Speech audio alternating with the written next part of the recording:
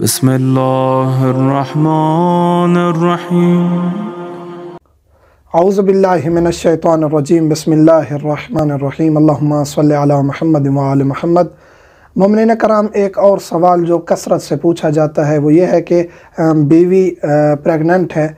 बाज़ औक़ात मर्दों से पूछा जाता है, बाज़ औक़ात ख़वातीन पूछती हैं कि हम प्रेग्नेंट हैं, आया शौहर हमारे साथ मुबाशरत कर सकता है या नहीं, या हमारा फ़लाँ मंथ चल रहा है। इस वीडियो को लाइक करें, हमारे चैनल को सब्सक्राइब करें और बेल आइकन जरूर प्रेस करें हमारी न्यू वीडियो सबसे पहले देखने के लिए। क्या इस दौरान मुबाशरत कर सकते हैं? ख़ुसूसन जो आखिरी महीने होते हैं उसमें बाज़ लोग कहते हैं कि जी जायज़ नहीं है मुबाशरत।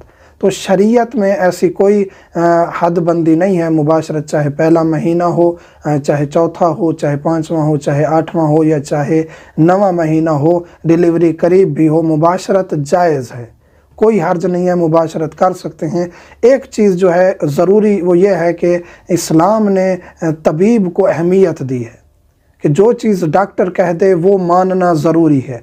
अब आप मुराजिया करेंगे, आप चाहे प्रेगनेंसी का पहला महीना है या जो महीना है, आप मशावरत करेंगे डॉक्टर से कि हम मुबाशरत कर सकते हैं या नहीं, कोई डिफ़िकल्टी तो नहीं है, कोई पेचीदगी तो नहीं है। तो डॉक्टर नहीं रोकती, वो कहती है कर सकते हैं, लेकिन वो कुछ एहतियातें बताती है, कुछ एहतियाती तदाबीर बताती है जिन पर अमल करते हुए आप मुबाशरत कर सकते हैं। तो आप डॉक्टर से मुशावरत करें और आप इस अमल को जारी रख सकते हैं। एक और यहाँ चीज़ ज़िक्र करते चलें कि अगर डॉक्टर ने कोई ज़्यादा पेचीदगी हो गई है, डॉक्टर ने मना कर दिया है कि अब ये आखिरी 2 महीने आपने मुबाशरत नहीं करनी, बाज़ औक़ात ये एक यानी शाज़ व नादिर हो सकता है, मुमकिन है, तो फिर जायज़ नहीं होगा क्योंकि डॉक्टर ने मना कर दिए।